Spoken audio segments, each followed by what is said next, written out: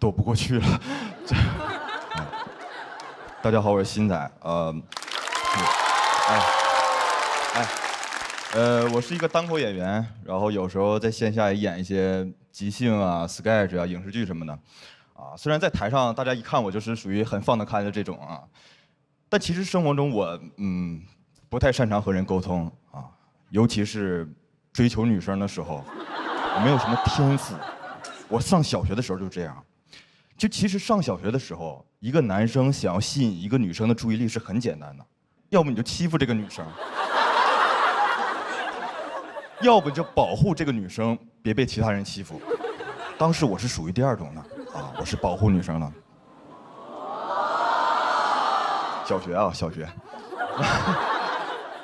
那个时候啊，他们欺负女生的方式啊，最常见的就是扯女生的头绳。哎，小美，你头绳去哪了？小硕，你真烦人呐！你快还我！哎，我不还。这个时候我就会站出来，我说小硕，你把头绳还给小美。小欣欣，这儿没你的事儿啊，你给我走开。这句话是小美说的。推东西。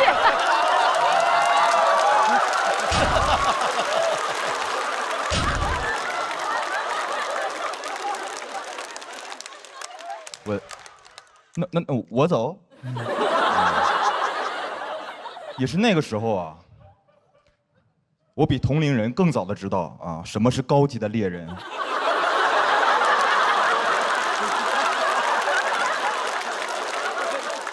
后来初中开学那天，我就发现了我班一个女生，一下就吸引了我的注意力。她叫小晨晨，她一看就是那种温文尔雅的小女孩。当时我心想，我完了，我要开始欺负女生了。当天下午放学，刚走出校门，我就看见了小晨晨的背影。我一把冲上去，我一把薅下她的头绳，还没等我说话，小晨晨转身一个大嘴巴子，干啥啊？毫不夸张啊，一巴掌就把我扇地上了。我看，不是你干什么抢我头绳？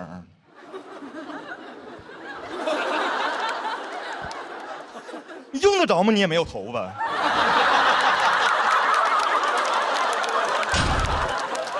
小晨晨真是啊，手劲儿大，说话劲儿更大，这么大劲儿也没想着把我拉起来。我非常的暴力啊，但其实当时感觉还可以。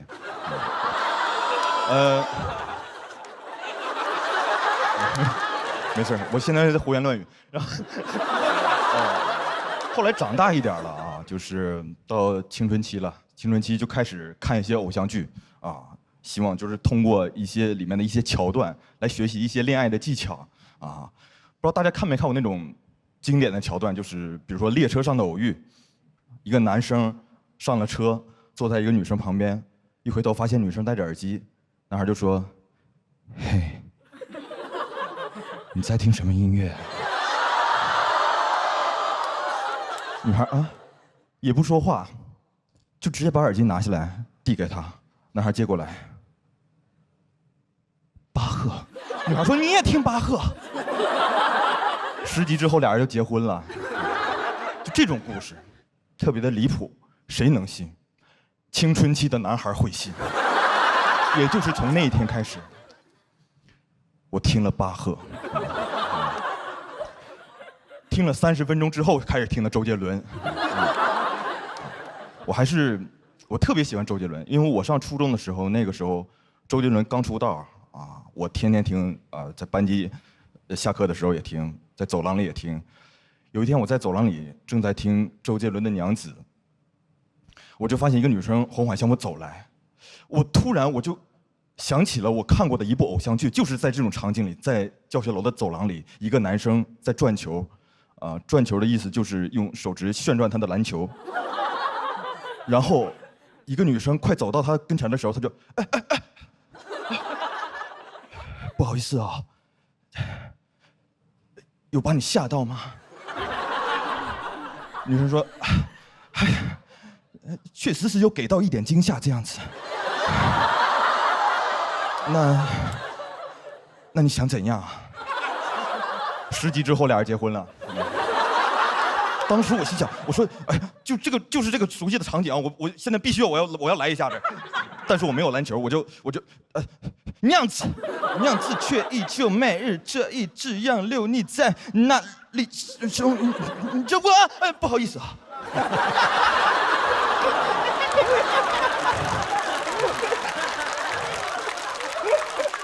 我没有把你吓跑了。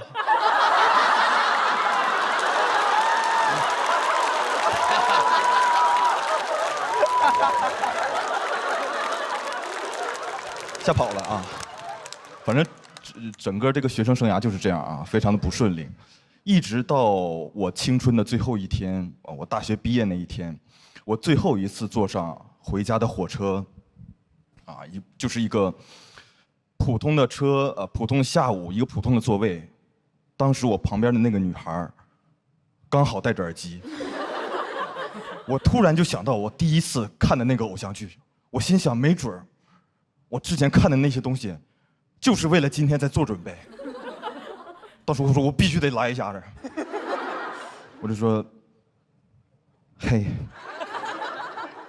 你在听什么音乐啊？啊，戴耳机听不见我说话。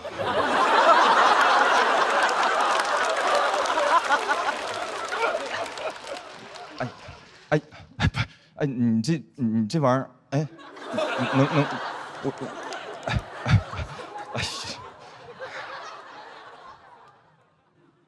打电话呢。嗨，朋友们啊，非常开心，大家演出，我叫于博，来自一个教育大省，黑龙江。可以，鹏哥接着释放吧。老七讲什么辽宁抚顺东北小城市，我说他妈这不纯南方吗？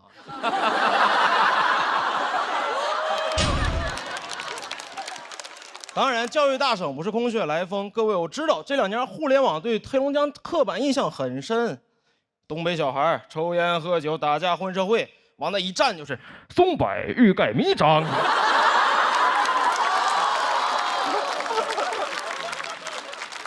黑龙江是全国最重视基础教育的地方，拥有全国最高的高中就读率。各位可能不知道，比北上广深高多了。我们家小城市60万人，7所高中。没有中专和技校，每个混混都有文凭。你去看每一个打你的人都会三角函数。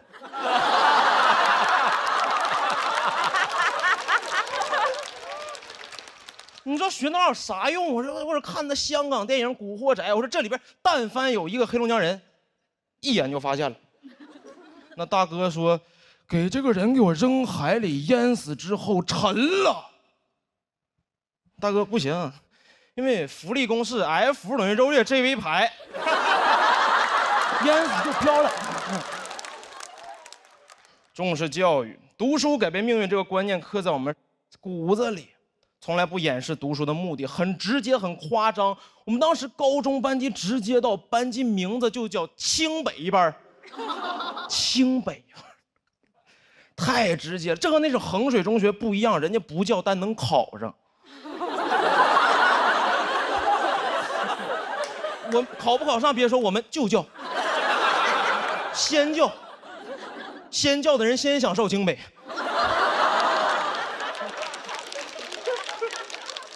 但这个名字太重了，老师第一天就会拿名字骂我们，往那一站，很刻薄。30个人，你们30个人在这个班级呀，就必须上清北，谁不上，谁是班级的失败者，是 loser。但那年清华北大纯裸考在黑龙江就招20人，最好情况，我班得含泪开那么10几个被迫上其他985的 loser。这种班级太吓人，为了清华北大布置各种各样标语，奔清北梦清北，整个班级布置的和那个清华北大主题乐园似的。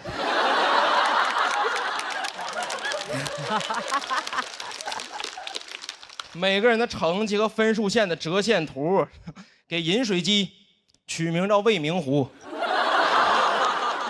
在这儿学习，批卷不敢使劲儿，得清华。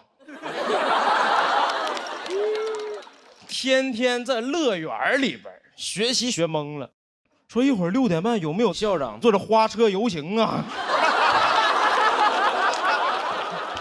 没有，这个名字很重，老师会拿这个名字骂我们，很多事儿干不了了，玩手机什么的。你们这几头烂蒜考清北，那清北学生会玩手机吗？啊？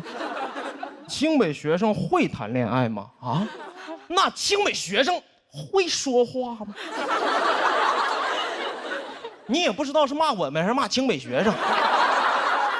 往下边一坐，我都纳了闷了。我说他们到底会什么呀？是一群不会玩手机的单身哑巴。高考那年确实失之交臂，没考上，因为自己会太多了。被迫在上海同济当了4年 loser 啊。哦，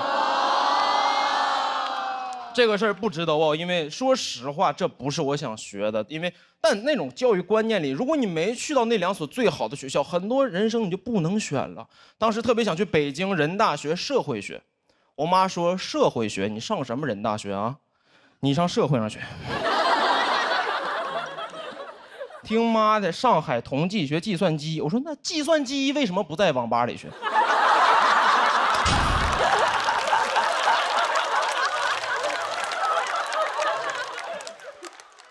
因为那种观念，小时候一直贯彻的叫必须好好学习，去大城市挣大钱。如果不好好学习，留在老家你就饿死。小时候深信不疑，直到自己真的来了上海，发现这事儿不对。因为我也可以好好学习，在大城市然后饿死。人只要想饿，在哪儿都能饿死。上海的消费更容易饿死。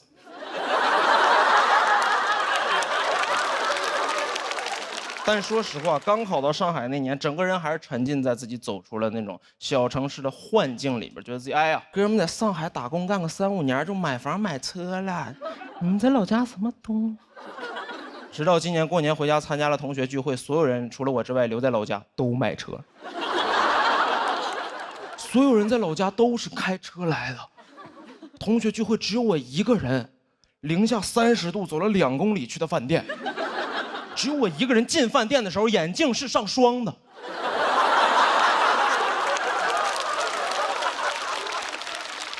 他们有车的人眼镜的霜拿雨刮器就刮掉了。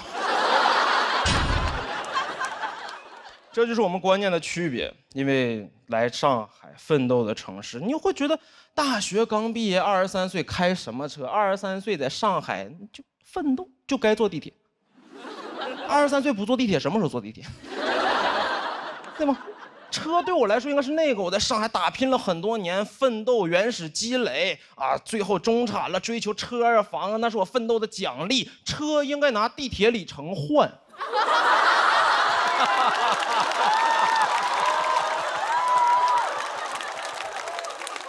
但在老家不一样，老家什么奋斗的奖励，你只要活到一定年龄阶段，爸爸妈妈就会给你买房买车，不是奋斗的奖励，算签到奖励。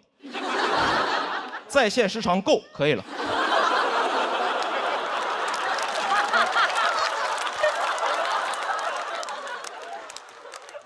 确实不理解为什么在老家的朋友能生活的让我羡慕那么多，因为在我看来，他们很多人没有解决自己独立生活的问题，爸爸妈妈就把一切都给他安排好了，我羡慕至极。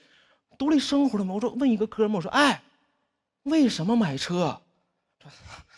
和你们在上海不一样，是在老家，钱花不出去。我说钱花不出去啊，你发点假币呀。这句话让我醍醐灌顶，那一刻突然意识到，成年人的世界里不是那种完全的读书改变命运。再去考他们，没有人在乎了。问一个哥们儿，我说哎，交流电系统的发明者是谁？他说不知道，去你的吧！然后开着特斯拉就走了。讲到这儿，谢谢某日过，拜拜。Hello。，Hello，好，谢谢你们，我一定要把这腰背挺起来。我是南瓜，大家还记得我吗？对，我去年上了这个节目，希望被更多人认识我，现在都认不出我来了。我这半年减肥减了60多斤啊，减掉体重的1/3啊，变化比较大。你们时间长没见，觉得很惊讶对吧？对，然后那种天天跟我在一起，在我身边的朋友，他不觉得我有什么变化，就像我的好朋友黑灯。他对我的声音很熟悉，我也很奇怪，我这瘦了60多斤了，我这陕北口音是没有一点变化的。我现在很难被人认出来啊！前2天走在一个商场，走着听到后面2个人说：“真的是南瓜，真的是南瓜。”哎，我还挺好奇的，我回头一看，2个人在玩刮刮乐呢。我为了减肥啊，销声匿迹3、4个月没有见人啊，再次出来的时候一下子瘦了这么多，朋友们都不觉得我判若两人，他们都以为我判了2年。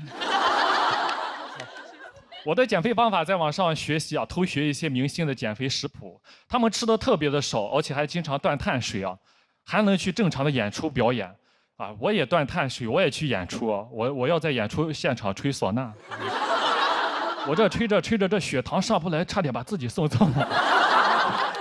啊，但还好是坚持下来了，终于坚持下来，也是瘦下来了。今年终于可以在节目上穿自己心仪的衣服了。我真的特别的激动啊！我去年上节目啊，就每一次看到别的选手穿的漂漂亮亮、光鲜亮丽的，我每一次都穿马甲。我去年录了6次，穿了6次的马甲，朋友都叫我马六甲。就别人穿马甲，人家是时尚好看，人家也穿，就我一个骑手穿马甲太像来上班了。我进棚被保安拦过好几次，说外卖不让进。去年总决赛我是到现场来当观众的，导演说可以随意穿搭，我很开心啊。我逛了很多商场、很多服装店去试了很多衣服，没有一件适合我。我当时我就让导购推荐一下，导购说：“先生，你就适合那种运动户外、宽松带拉链的那种。”我说：“你想说马甲吗？”我感觉我整个青春都是马甲，我很难过。我下决心，我不甘心，我第2季一定要减下来，我一定要穿自己心仪的衣服，不能再穿马甲了。但我发现，我不管我多么努力，直到今天，我始终摆脱不了马甲的命运，因为我有马甲线了。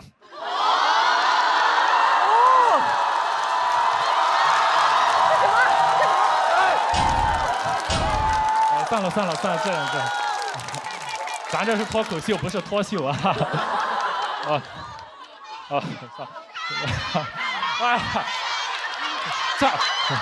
哎呀，不，这算了，这样会不会打马赛克呢？瘦下之后，你就感觉人就确实变化很大，我感觉我自己像重生了一把。我把自己的照片啊发在自媒体上，网友特别的，他是特别好，都夸我，夸得我特别激动。他们就叫什么南大。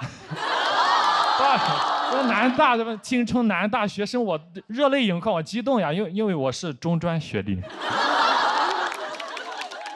我没有上过大学，我上的技校，我考不上大学，我一直抬不起头，没想到现在减肥减出学历提升了。谢谢，我现在是我们宝鸡铁路技校毕业的第1个南大。对的。虽然学信网上查不到，但是小某书上都是承认的。谢谢你们，谢谢姐妹们。但减肥也不全是好事情，前2天就挺难过的。有一个品牌找到我，他说他们是个电瓶车的品牌，说他们老总很喜欢我，要跟我合作，私信我，我也很开心很激动啊。但见面的时候他们反悔了，他说你是谁呀？南瓜呢？我说我是南瓜，你怎么变成这个样子啊？和节目上不一样，我们想合作的是那个黑黑的、胖胖的、土土的南瓜，你这样拒绝跟你合作，我也很难过，我人都傻了。我这半年天天挨饿，不好好吃饭，没想到换来的是没饭吃。但我也不后悔，为什么减了？因为我今年29岁了，再过几个月就要30岁了。回想到30岁之前全是那种肥胖油腻的形象。我本来可以习惯那种形象，直到有一天见到了10个晴天。他们就在我的面前跳舞，活力四射、青春洋溢的样子，我当时很难过。我说20多岁就应该是这个样子呀，我不甘心，我一定要减。其实本来也没有那么努力啊，后来啊有观众叫南大，在一声声南大中迷失了自己，硬逼着硬饿自己，一晚上大半夜饿得自己掉头发、胃溃疡、肠胃炎。我想喝奶茶，但是这个时候内心有个声音说：南瓜坚持住不能喝。这个时候你要想象你到时候在舞台上那个美美的样子，我一次次的忍住了饥渴，这就是望美止渴吧。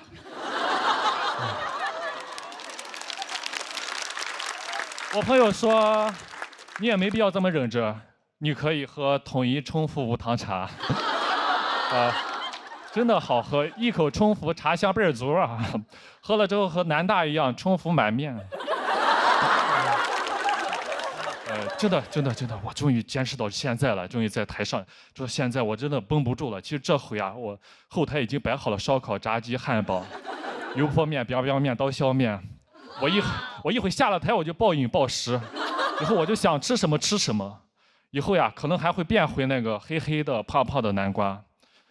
但不管怎么样，以后点开爱奇艺，看到2025年夏天那个青春洋溢的南瓜，我也就很满足了。谢谢大家。OK， 我真的想不到有一天南瓜这个颜值能搞上擦边啊！就是啊，姐妹们，你们叫他好帅，你们吃点好的吧。求去了。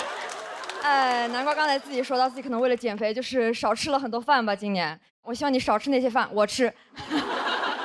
我要吃饭，我要上桌的。开始我今天正式的演出啊！大家好，我叫朱大强。好热情，谢谢大家。我是一个就是比较容易生气、比较容易愤怒的人啊。我们女生生气多了的话，就会长很多的那种甲状腺结节、乳腺结节各种嘛。我每次就是一生闷气，就开始长那种乳腺结节。我把这个气发出来呢，开始长甲状腺结节。我就感觉我好像一气呵成2种结节。哇，有点太多了。我就感觉我每天这些结节，就是你们胸腔这里长不下的，开始长到嗓子眼这里去。这是什么？结节高升。然后嗓子眼这里长不下的结节呢，又掉到下面去，结节败退。然后在我体检的时候，医生跟我讲啊，说是90%的女人都会长结节的。哇，我就感觉如果这么高的比率都拥有结节的话，它就不应该再是一种疾病了，它应该成为一种新型的器官，对吧？而且我觉得如果都是女生来长的话，我们以后这个新器官给它叫一种新名字，我们以后叫它妇女节。我觉得我爱生气吧，这个东西完全也怨不得我，是因为我感觉每天我生活中那种看不顺眼的人有点太多了。哇，有些人真的在公众场合边界感有点太差了。我有次在那种餐厅里面吃饭啊，我隔壁桌有个哥们在那里猛抽烟，哇，抽烟抽到我感觉他要在我旁边那种原地升仙了，我就开始过去大声呵斥他，我说公众场合不可以抽烟的呀。他自己还气上了，他开始那种恶狠狠地瞪着我，然后一边瞪我吧，一边有点想放点狠话，我感觉他有点咽不下那口气，也有点咽不下那口烟。然后他开始拿着那个烟恶狠狠地开始把那个烟攥灭在自己碗里的饭上，我有点看不懂，我说这是在用不吃碳水表达自己的愤怒吗？看不明白，我说有点太会愤怒了吧，感觉就是一种超弱的超雄，泰迪熊，还挺可爱的。我觉得如果他真的想就是当狠人的话，他应该一边灭烟，一边把那个烟灭在自己的头上，对吧？一边抽烟一边烫头的，看起来就那种超绝狠人。我真的很看不惯那种在公众场合乱抽烟的人啊！我唯一能接受人在公众场合冒烟的情况呢，就是他火化。然后有时候觉得吧，抽烟就是一种慢速火化，主要是对抽烟人的身体不好，二手烟也不好。他火化，我陪葬。不喜欢，我就把所有在公众场合乱抽烟的人呢，我在背后亲切地把他们称呼为烟人。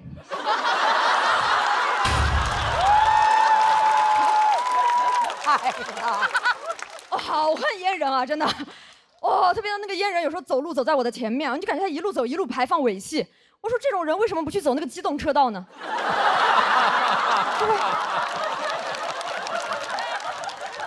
你要走路走在我前面的话，你最好是寿命上也走在我前面。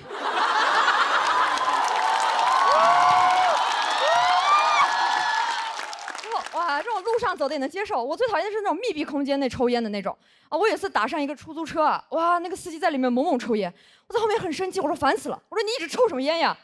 他说我抽软中华呀。谁问你了？我问了，就是哇，然后很烦，我就开始用各种借口跟他沟通嘛。后来发现各种借口都不管用，直到后面我跟他讲，我说我怀孕了，闻不了烟味，然后他才把那个烟吸掉。哎，我就感觉好像我怀了个人的时候，我才能被当个人尊重，我就感觉很悲凉。但是我后面就发现吧，我这个人，我感觉我也是那种母凭子贵了。我现在是一个熹贵妃，每天到处吸一些二手烟。母凭子贵。而且现在吧，我有时候会发现，就是怀孕对于劝阻抽烟来说，这个借口还蛮好用的。所以我现在就是那种随时随地乱怀孕。哎呀，我一出门就怀孕，一出门就怀孕，这个世界太危险了。然后哦，我真的很讨厌，我觉得公众场合很多人都是那种完全不顾别人，只做自己的。我不知道大家有在地铁上见过那种有些那种男生嘛，就他一坐下就会把那个腿弹开。哇，真的很烦啊，就那种螃蟹男孩。那个左腿永远碰不到他的右腿，我不知道两腿之间空那么大的位置用来干什么呢？可能是用来存放自己虚无的男子气概吧。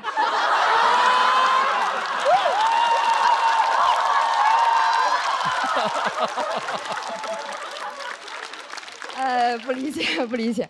但有时候这种大男人坐姿真的会影响到我的，因为我有一天坐地铁哈，我旁边那个男士也是一坐下就把那个腿弹开了，而且他那个腿越弹越开，他有点太放得开了，哇，我就感觉他那个腿在和那个车一起开，往城市的边缘开。哇，然后他搞得我坐的位置开始越来越狭小嘛，我就想提醒一下他，我就开始翘二郎腿，我就翘一下踢他一脚，翘一下踢他一脚，哇，我真的每一脚都踢得巧妙又刻意，甚至吧，为了能够多踢他2脚，我还陪他多坐几个站。然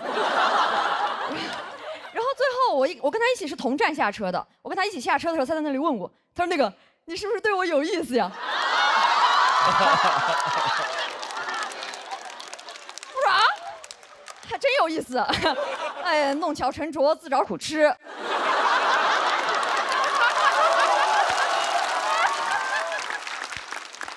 他还在那里问我，他说那个要不我们加个微信，没准我俩挺合得来的。合得来个啥呀？他自己2个腿都合不来。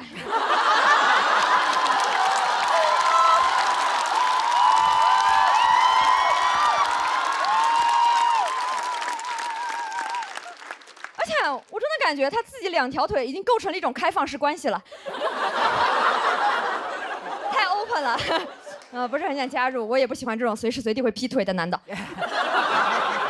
不喜欢，我也不喜欢异地恋，以后见他的另一条腿还得去隔壁车厢。不喜欢。而且还有一些那种，我觉得他们都不是把那种公众场合当自己家客厅随便坐了，是把公众场合当自己家厕所，随地小便。就那种深夜街头啊，什么街道那种路灯，然后行道树，都是他们的什么小众打卡点。我每天在那里随时随地标记自己的生活。我有时候觉得吧，如果他有个柱子就可以的话，我们不如以后就把那种男厕里面那种1排小便池，我们就换成一个小柱子，对吧？啊，俗话说得好，8个好汉1个装嘛。够了，对，他们够用了。然后我们就把那种省出来的空间全部拿去盖女厕。这样以后我们上女厕也不用每天在排队了，然后看着空空荡荡的男厕，啊，以后大家都方便了。我有时候感觉吧，就其实那种随地小便，从古至今都是会受惩罚的。你们知道那个孙悟空就是因为尿在如来手上，对吧？一开始我感觉他大闹天宫完，如来本来想着要不关他15天算了，后面怎么抬手一看，怎么他上厕所，我洗手呀？哇，好脏呀！反手就是一个镇压，对吧？我觉得这种镇压力度还是不够啊，现在还是老能看到。我以前在那种酒吧门口看到2个男的喝多了，那个酒吧门口有个大柳树，2个男的出来就开始对着那个柳树开始滋了。我路过以后在那里很生气，我说你们2个干什么？其中有一个就喝大了，但是他很有礼貌，他开始跟我道歉，他说不好意思，然后说着不好意思，他就转过来了。我说收起来呀。哎，然后之前讲完这个随地小便的段子啊，有一个观众姐妹特别可爱，她有天在那个微博上给我发私信，她说大强，你讲这个段子我太有共鸣了，我今天也遇到一个男的随地小便，然后啪给我发了一张照片。我有点看懵了，我至今都不知道那个姐妹是距离多近去拍的那张照片啊。因为他那个照片刚发给我，我点开就变成灰色消失了。前面勇啊，我就希望这种现象也跟那个网上一样吧，生活中也可以尽快变成灰色消失。哎，谢谢大家，我是朱大强，讲到这里。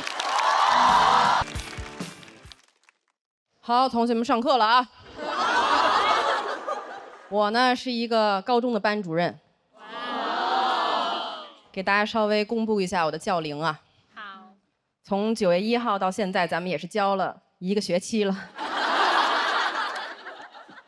哎，我整个人长得就特别不像一个新的老师，整个人湿气特别重。我以前上学的时候，身边很多人不知道自己以后该干什么了，就去考一张教资。我不知道自己以后该干什么了，我一照镜子，哎，就差一张教资了。很多新的老师，他们的身份呢，从学生转到老师，特别不适应，觉得自己讲话太客气了，镇不住学生。在我这儿从来没有这个问题。我的室友呢，他也是一个新的老师，他特别紧张，因为他长得比较稚嫩。他开学之前呢，就在网上一直在搜新教师攻略。他甚至还去搜了新教师发火逐字稿。我说你现在不光身上有学生气，每天还要上网学生气。而他上网找了很多老师的这种经典语录，他找了以后呢，不管不顾，直接往班里边就带，一进去就你们就是我带过最差的一届。哎，我说有没有可能他们是你带的唯一的一届呢？我就跟他说，你不要整那些没有用的，浪费时间。我告诉你我怎么做的。我开学第一天一进班，什么都没说，我就抱着手在讲台上站了2分钟，我就看，一直看，看到后来我们班最后一排一个男生那纸突然掉地上了，我轻轻说了4个字：下不为例啊。哎，就那一瞬间，我看到我们班小孩的表情，我就知道，老娘天生就是干这个的。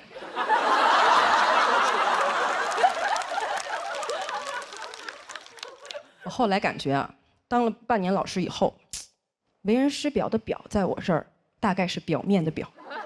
说实话，现在教学水平有点配不上我的长相了。哎，我们班小孩老跟我说，老师这个不会那不会，在班里边特别紧张。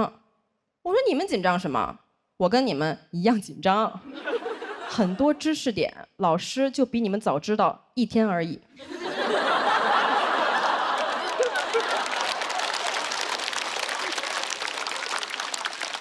有很多很有经验的老师，生怕自己讲太慢了，考试之前讲不完。我生怕自己讲太快了，因为真的多1分钟我都没有了。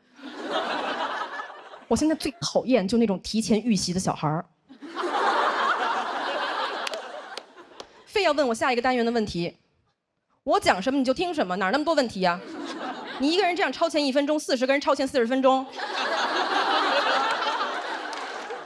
这节课上自习吧。根本就上不了这课。而且我跟你们说一个老师的小秘诀啊，我觉得特别好用，就是遇到任何事情咱们不要慌，千万不能让学生看到你脆弱的一面。哎，有一次我上课上到一半，我们班小孩直接指出，老师你这 PPT 里面好像写错了。哎，我面不改色心不跳，我说啊是吗？只有他一个人看出来了吗？老师觉得很失望，很失望。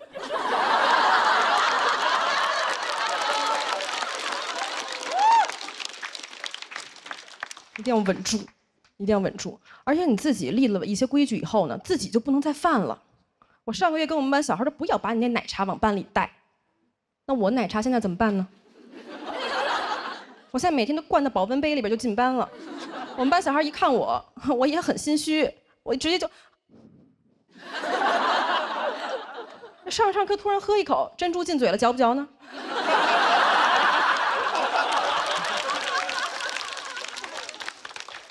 哎，我经过我们班小孩听他们在那议论我，我听得特别清楚。他们说现在老师是不是压力有点太大了？怎么老在这生嚼茶叶呢？但我上了几个月的班以后呢，我发现我整个人湿气有点侵体了，整个人这个行为方式跟思考的方式有点不太一样了。比如说我小的时候，我最喜欢看的电影就是《哈利波特》，我觉得哈利波特是这个世界上最勇敢、最自由的人。但是现在《哈利波特》重映了，我又去看，我坐在观众席，我脑子里就一个想法：谁要当他班主任，真倒了8辈子大血霉了。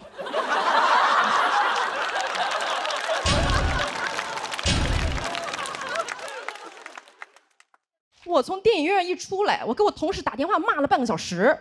我说他想干什么呀？啊，整天逃课打老师，真当自己是小英雄呢。为什么当时我那么生气？我说真的，有点共情斯内普了。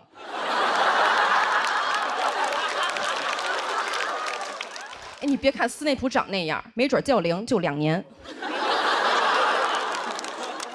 我现在除了想法，我行为上也有很大的这个变化。有一次我在剧场演出，演到一半，坐第1排那女生手机突然响，你别害怕啊。我手机突然响了，我都不是被她那个手机铃声打断，我忘词儿了，我上去就，差点把人手机当场给没收了。还有刚刚气氛组，就是拍灯之前没有举手。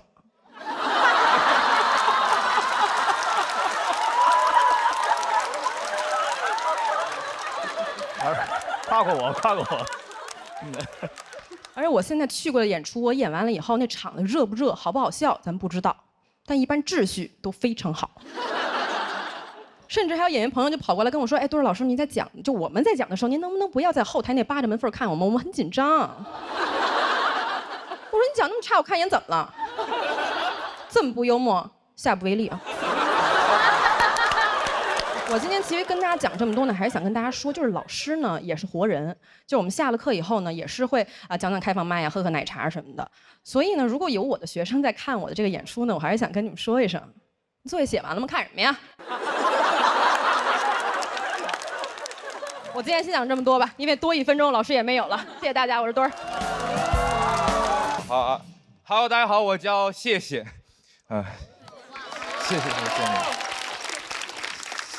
谢谢你们。我今天也想聊聊我的高中，我来和你们站到一起了。我高中是在河北衡水中学上的，对，所以我起这个名字就是因为从那个地方活着出来，我心存感激。而且今天也很开心，能和墩儿老师在单口的舞台上 PK， 完成了一个我从衡中到现在一直没有实现的心愿，跟老师犟嘴。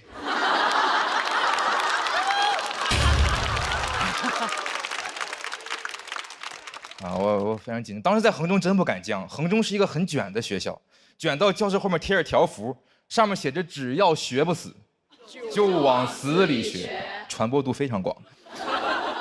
我觉得这个标语很荒谬啊！我为什么要往死里学呢？我不应该往清华北大里学吗？衡中很会营造那种卷的氛围，一入学就让我们写自己的目标大学贴到墙上。我当时写了同济大学计算机系。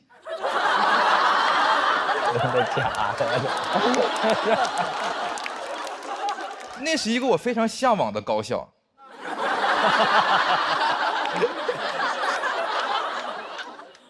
但是老师看到以后，他质问我说：“你是不是不想学了？”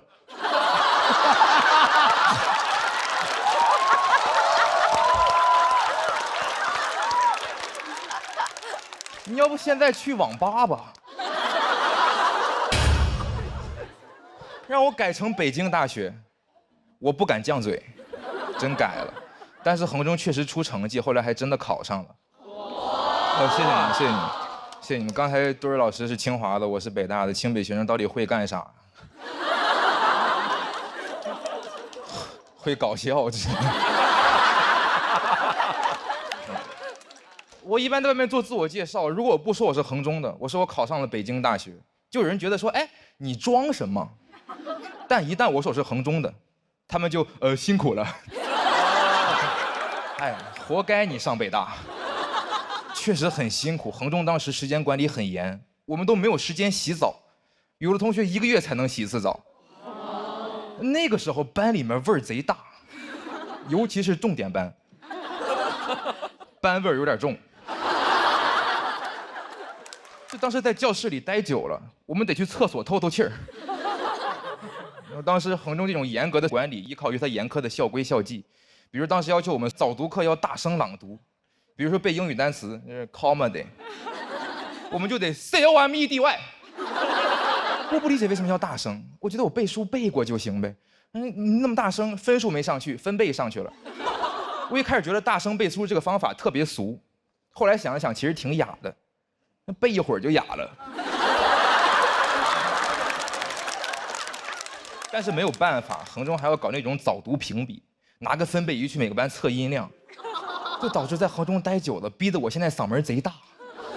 就怎么说呢？我其实可以不用麦的，其实。我的妈呀！然后当时还有一些那种禁止谈恋爱的校规校纪，但是在衡中啊，我们不用谈上恋爱，就可以被抓。因为衡中有一项罪名叫做男女生非正常接触。你看他这个用词，他就很赛博朋克。非正常接触，感觉谈了个外星人。范围包括男女肢体接触、男女同桌吃饭、男女并排行走。我寻思这些都是非正常接触，那啥是正常接触啊？操场上亲嘴儿。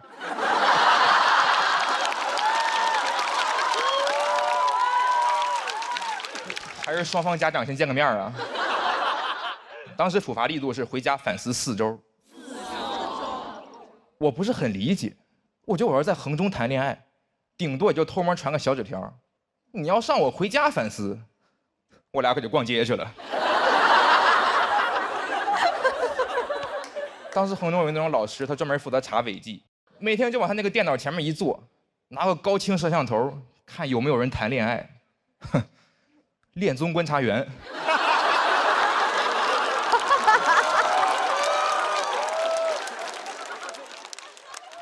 他要是去当恋综观察员，那嘉宾来一对成一对，就在他眼里干点啥都是想谈恋爱。我当时比较爱干净，我宁愿不吃饭也要挤时间洗澡，就因为身上没有臭味儿。德育主任质问我，说你最近是不是谈恋爱了？天天洗澡。肯定是为了招女生喜欢。我说老师，有没有可能我洗澡不是为了女生？我是为了卫生。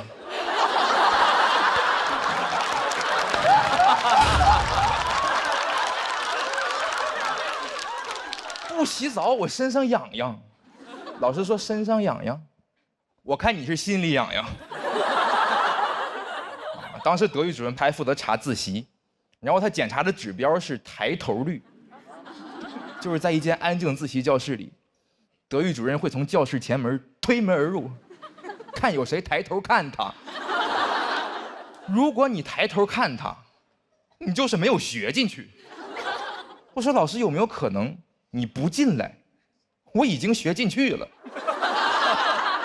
就当时我们大家都知道门开了，但为了避免违纪，硬不抬头，这个东西需要的意志力，比你抬头看一眼还分神儿。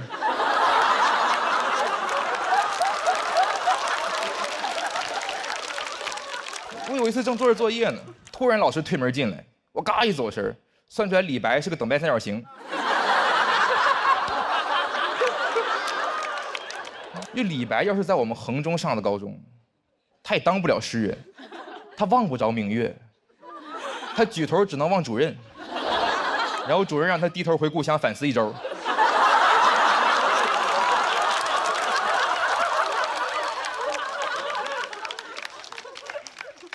我当时看过一些犯罪电影，里面描绘的那种校园枪击案，我说在衡中都不可能发生，罪犯都没有体验感。你们想象一下，一个变态枪手扛着 AK-47踹门而入。没人理他准备好享受我们的惊恐与尖叫带给他的变态快感，然后他发现没有一个人抬头看他，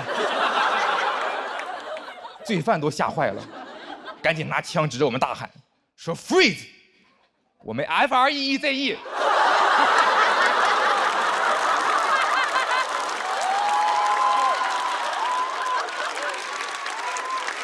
他永远不会理解为什么我们被人拿枪指着还能学习。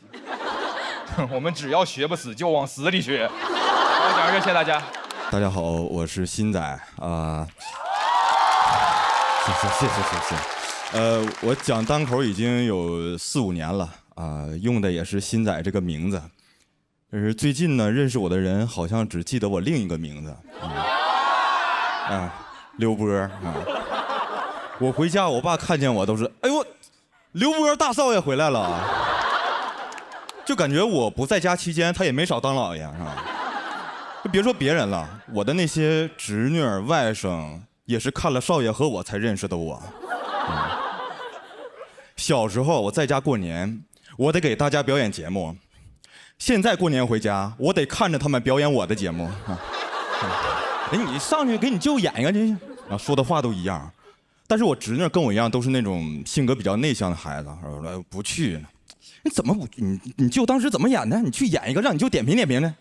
哎，可好了，这孩子演的那小表情跟你一样一样的。那小词儿怎么说的？怎么刘海儿怎么？哎，不是那么说的啊！你会说你去说，你去说一个，把那词儿背一遍，把这又不背了。不挺能背的吗？在家背挺好的吗？我一天天学习学不明白，背这破玩意儿背可能来，上来背一个。我说我背吧。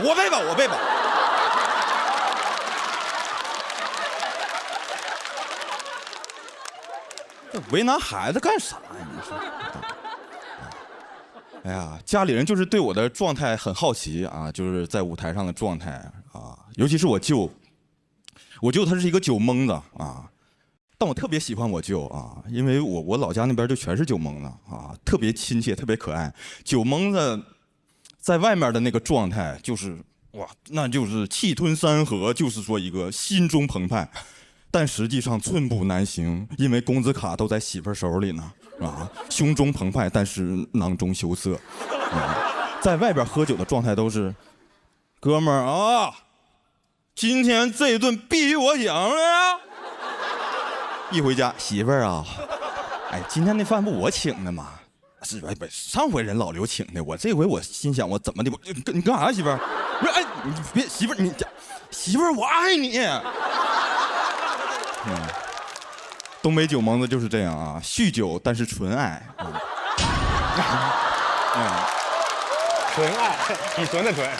我见过喝的最多的一个酒蒙子，最蒙的一个酒蒙子是有一天我在我家楼下的一个烧烤店啊，一个大哥光着膀子出来，边下台阶边穿他那个衬衫。那是我第一次知道啊，就有人喝多了之后穿衣服，他找袖能找那么长时间呢。啊，他下来之后就，哎呦，今天的酒喝的好啊。哎，小风吹的，怎么舒服啊？舒服。怎的了？我什么袖呢？我袖呢？我袖呢？我说没在我这儿啊，我没拿啊。这不在这儿呢吗？没看着呢。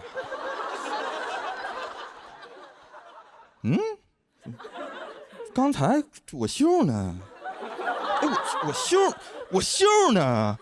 我就感觉他媳妇儿叫袖啊，被人跑了你，我袖呢？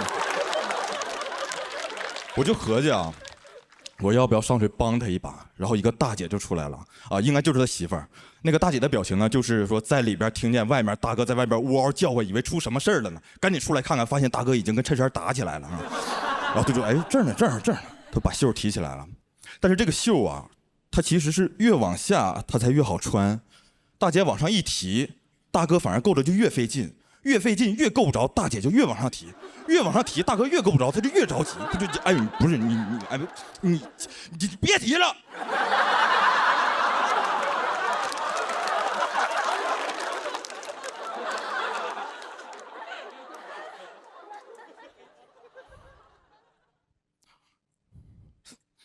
媳妇儿，我爱你，你上一边。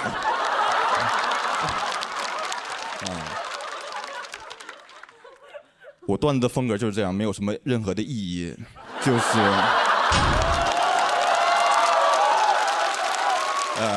但是还是要告诉大家啊，就是说酒这个东西啊，喝多了肯定是伤身体的。希望大家不要酗酒，但是纯爱啊！谢谢大家。大少爷驾到，通通是。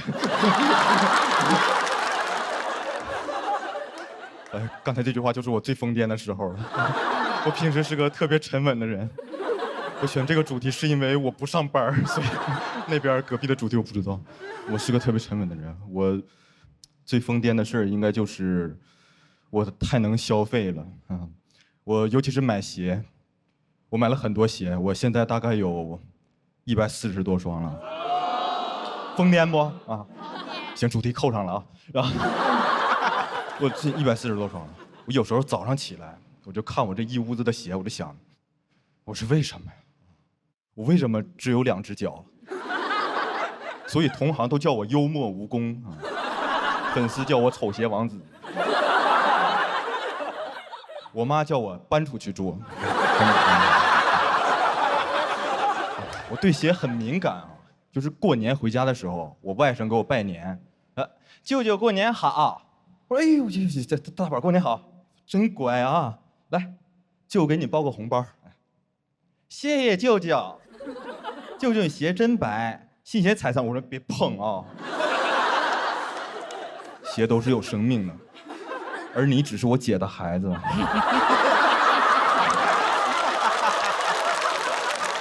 我是从上初中的时候就开始喜欢球鞋的啊，因为初中的时候，只有球鞋才能表达个性，因为大家都穿着校服啊。我老家辽宁鞍山。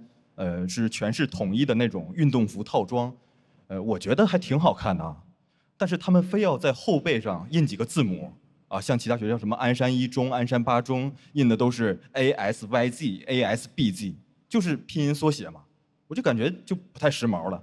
但我们学校还行，印的是 ASXS， 我感觉像什么什么 school 的意思，虽然我也不懂，但我感觉挺特别的，跟他们比。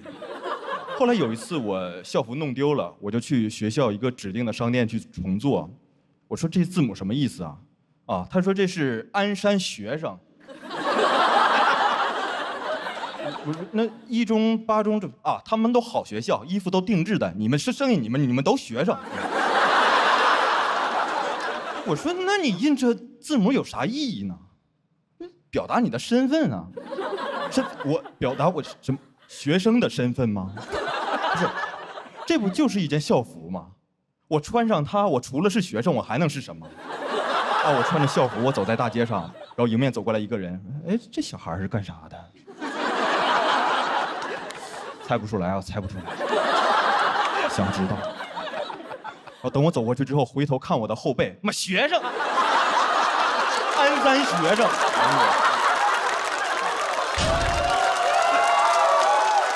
这不写后背，我上哪儿知道呢？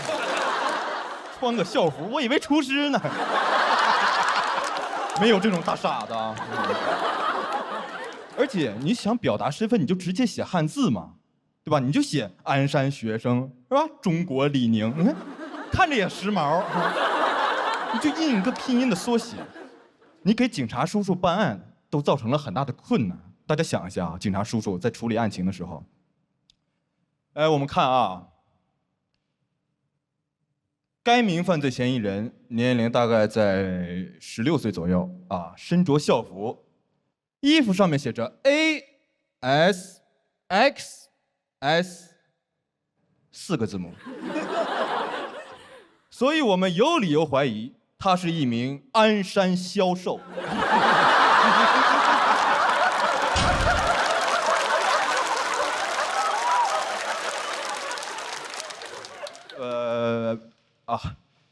他有没有可能是鞍山学生呢？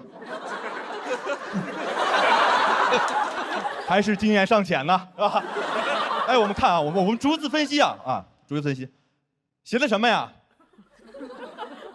是不是安斯山西学等会儿啊，西死学生小学西窝学，总之他是一名鞍山凶手。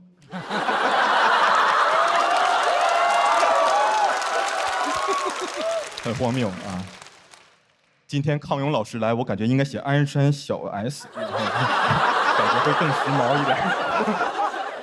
就是综上所述吧，不太喜欢校服，就是喜欢鞋。那个时候看到同学穿那种新款的球鞋，心里就特别的羡慕。哦，有一双鞋啊，我看见了，我特别的喜欢，我心心念念了很久，但是它太贵了，它要1099块钱，我就一直不敢开口管我爸妈要。然后那年过年的时候，我跟我爸一起去商场买年货，我一眼就看到了那双鞋，我说爸，我想买鞋。我平时说话不这样啊，我就是心虚的时候我想买鞋。我爸说长大了哈，知道张口要东西了哈，买，我就直接冲过去了，我就像一个球鞋小博士一样。我说你这个侧向的支撑是吧？你看这柔软，你最主要的是什么？它是詹姆斯代言的。詹姆斯啊，你想想，你我都姓詹，咱们老詹家是不是得支持一下？我爸拿着鞋，哎，好，然后看鞋底儿贴了一个小贴纸1099。我爸说，那个小伙啊，哎，你这个鞋多少钱呢？就是这个编号1099这个。店员说1099，我爸说对1099，店员说对1099，先生。我说爸，是不是有点太贵呢？我爸说贵什么贵？这是1000多块钱儿，装饰，软和吧，软和，跑两步，跑一下，是挺好啊，是挺好。就定下来买这个了，是不？行，那咱再转一圈，要没有合适的，咱就回来买这个。我就再也没有回来过。但当时我不知道啊，当时我热血沸腾啊！我说谢谢爸爸，然后我转身跟店员说，我说哥哥，你帮我留一双44码的，我马上就回来买，我肯定买。店员说行。我心想这声冷笑是什么意思啊？是在笑我太疯癫吗？再次点题啊！刚从商场出来，我们就去了批发市场。我说爸，我们来这儿做什么？要做生意了吗？要？我爸说看鞋呀。我随手拿起一只鞋，这鞋多少钱？120。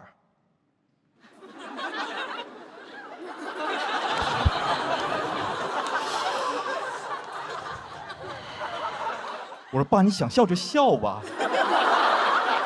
那穿试试，软和吧？不软和，跑两步就软和了。新鞋都这样。那就定下来是这个了呗。我说你把这个口音收起来了。你跟谁说话呢？没人定啊，我肯定不定这个。我爸看我这么认真，就说：“那行，那咱回去吧。”我前脚刚走，老板说110，我爸说70。最后，我穿着这双75块钱买来的鞋，走出了批发市场。那一刻，我恍然大悟，我突然想起商场店员的那声冷笑，我以为他在笑我太疯癫，其实他在笑我看不穿啊。谢谢大家的欣赏。什么？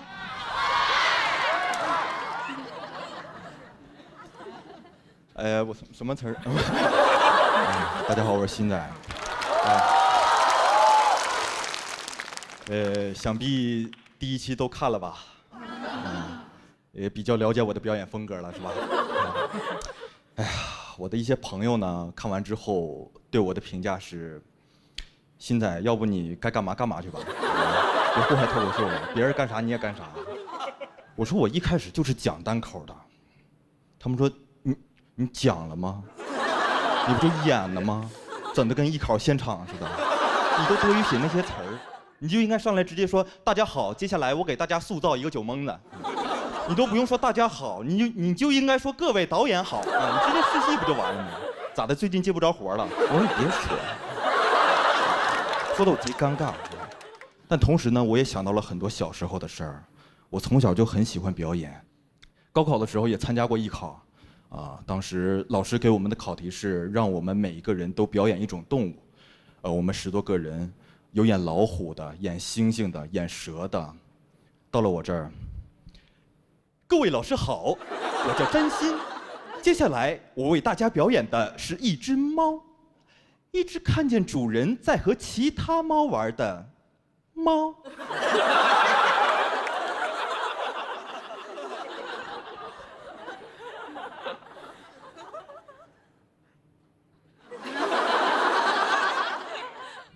你看我干什么？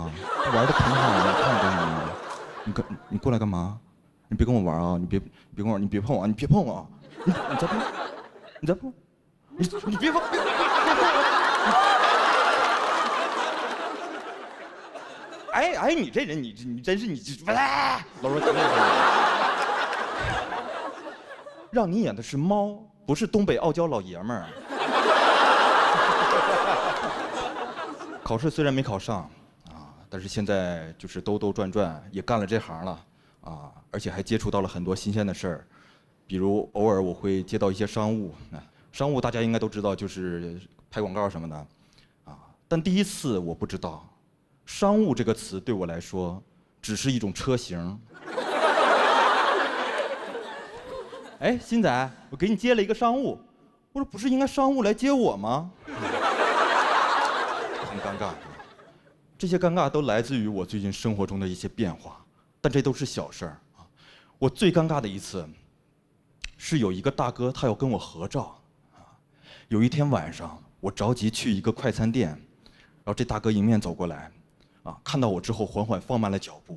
我知道大哥把我认出来了，我也知道他很有可能要我跟他合照。一般情况下我是不会拒绝的。啊，因为一个陌生人，他只有喜欢你，他才会跟你打招呼、跟你合照，这对我来说是荣幸。但是那天我着急出门，我头没梳、脸没洗，我穿的也邋遢，我不希望这样的形象出现在别人的手机里。而且当时那件事真的对我很重要，我就赶紧加快了脚步，假装看向旁边，余光发现大哥已经跟上来了。我心想我该怎么办？待会儿说什么？鑫仔，我能跟你合照吗？我说不行啊。感觉像在耍小牌，我想我就跟大哥解释清楚吧，但当时的理由，说实话，我有点说不出口。我总不能跟大哥说，我说，不好意思啊，大哥，你看我今天我睡了一天，刚睡醒，我醒了，我突然想起来今天是礼拜四，我要去的那个快餐店呢，他每个礼拜四啊，都会办一些非常疯狂的活动。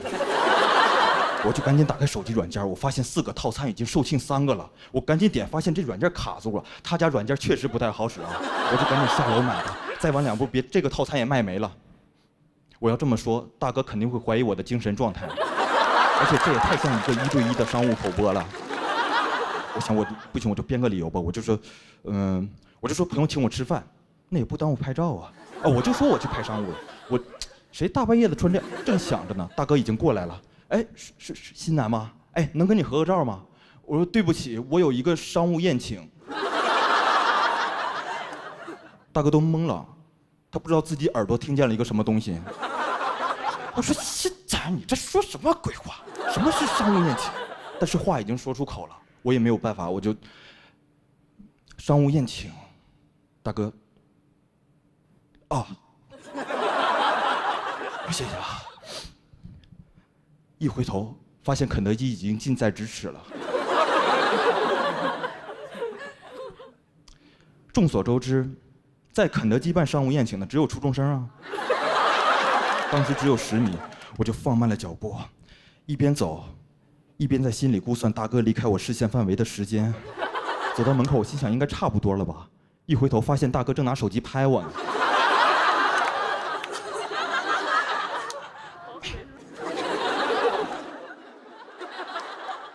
说实话，当时的我有很多种选择，我可以径直离开，但是我舍不得这个折扣。我也可以跟大哥说实话，我就让大哥把我当傻子，怎么了？但是我没有，因为我时刻在以一个演员的标准要求自己。这场戏从商务宴请就已经开始了，生活处处是舞台。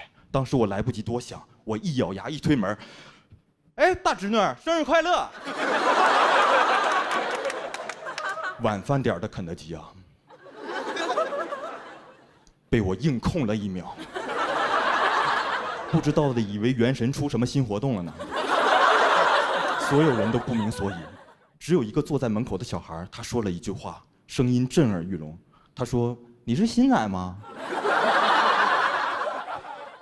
我说：“你要合照吗？”说到这儿，谢谢大家，我是新仔。